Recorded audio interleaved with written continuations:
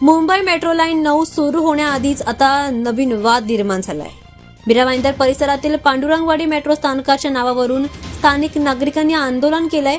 दरम्यान स्थानिक नागरिकांनी पांडुरंगवाडी या नावाला विरोध करत या स्थानकाचं नाव पेनकरपाडा ठेवण्याची मागणी केली आहे। त्यांचं म्हणणं आहे की मेट्रो स्थानक प्रत्यक्षात पेनकरपाडा परिसराच्या अगदी जवळ आहे, तर पांडुरंगवाडी सुमारे 1 किमी अंतरावर आहे।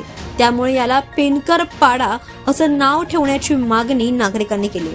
स्थानिकांनी स्थानकावर पेनकरपाडाचे फलक लावून निषेध व्यक्त केलाय। प्रशासनाचं नाव जर बदललं नाही तर तीव्र आंदोलन करण्याचा इशारा त्यांनी केलाय। सोशल मीडियावर याचा व्हिडिओ देखील मोठ्या प्रमाणामध्ये व्हायरल होतोय। या घडामोडींमुळे आता मेट्रो उद्घाटनापूर्वीच हा वाद अधिकच चिघळल्याचं पाहायला मिळतंय।